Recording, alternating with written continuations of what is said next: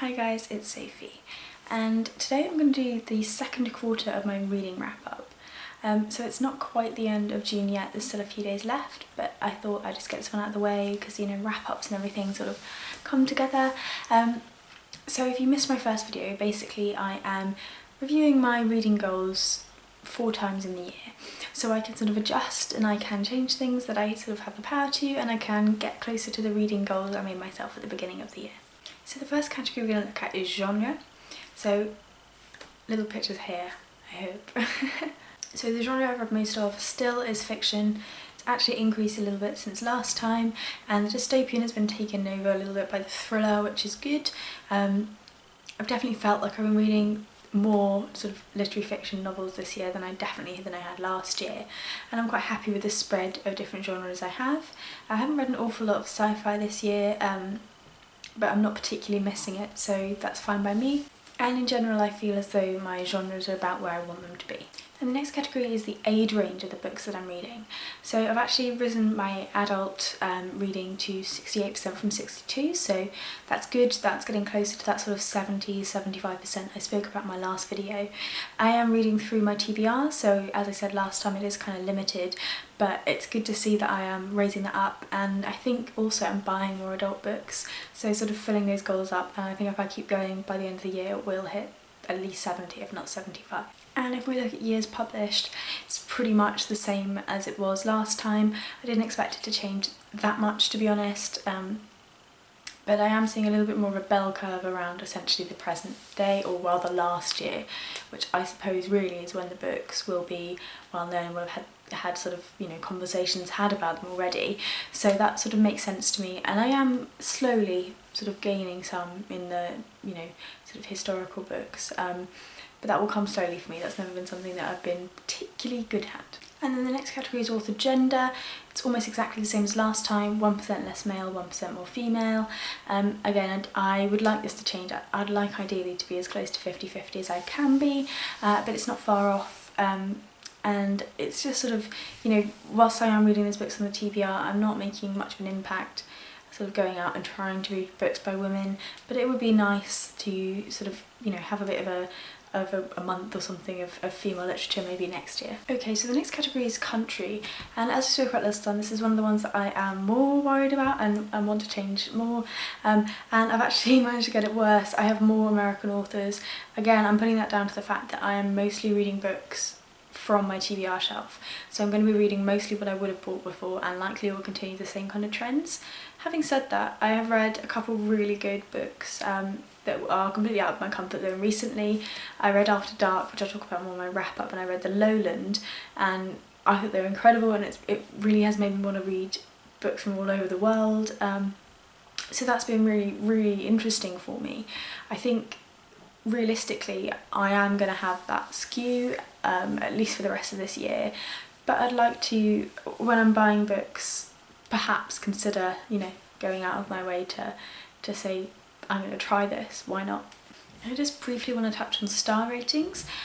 So if you saw my video that I made about a month and a half ago, I spoke about the way I'm rating books and the sort of aim to bring the average back down to 3. My average star rating now is actually 3.38, which is a fair amount down from, I think it was like 4.27 when I made the last video. So I've gone over some of my books and I've reassessed them.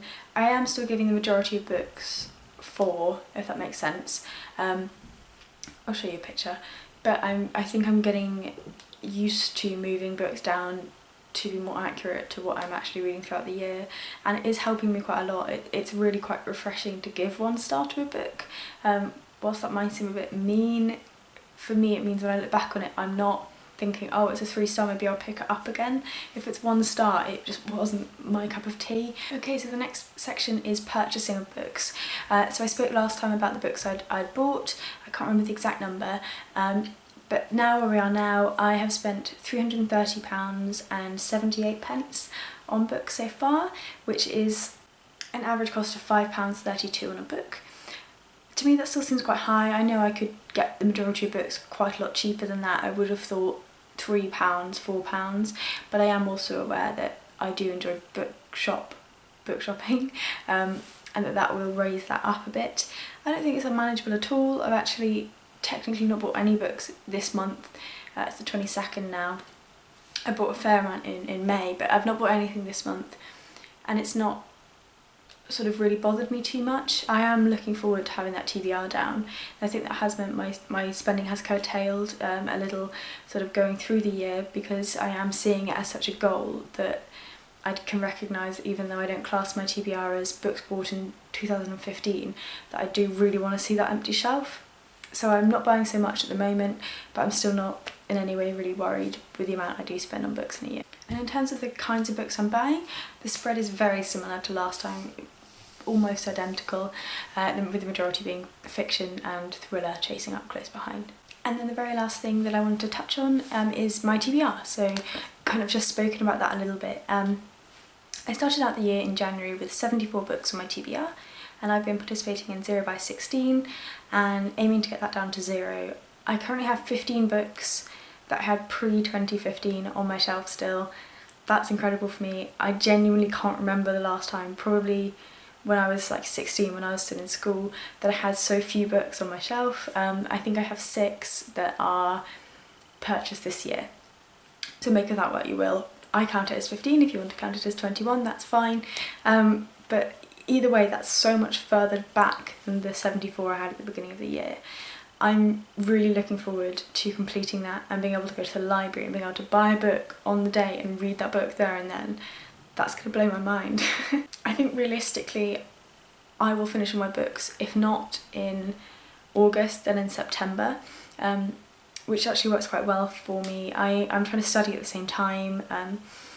I work in HR and I'm studying a course at the same time. It's sort of the equivalent of an A-level, but it does just take a lot of time, really. It's sort of 10, 15, 8,000 word essays, and I feel as though I have a lot more time to do that when I'm not reading, and I think the quicker I get through the TBR, the more fun and the more sort of a treat reading will be for me, because I am reading a hell of a lot at the moment, even though I haven't read quite so much this month as I would normally.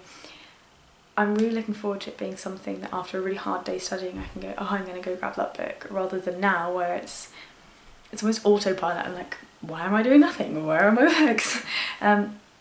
So yeah, so that's sort of how we are 6 months in. It's kind of crazy, and I'm really looking forward to seeing how this progresses, and I will see you in month 9. Bye bye.